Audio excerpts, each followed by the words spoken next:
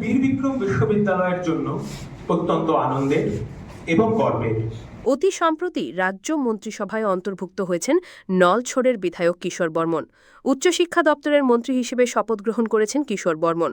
মন্ত্রী হিসেবে শপথ গ্রহণ করার পর আজ প্রথম এমবিবি ইউনিভার্সিটি পরিদর্শন করলেন উচ্চশিক্ষা দপ্তরের মন্ত্রী।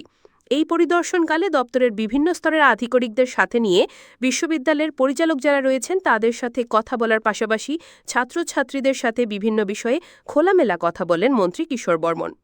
সংবাদ মাধ্যমের সাথে কথা বলার সময় মন্ত্রীর স্পষ্ট বক্তব্য হচ্ছে, উচ্চশিক্ষা দপ্তরের মন্ত্রী হিসেবে শপথ গ্রহণ করার পর প্রথমে একটা পর্যালোচনা বৈঠক করেছেন, এরপর প্রত্যেকটা বিশ্ববিদ্যালয়ের প্রথম ভিজিট করার সিদ্ধান্ত হয়েছে এবং এই সিদ্ধান্ত মোতাবেক আজকের সফর বলে দাবি করেন কিশোর বর্মন।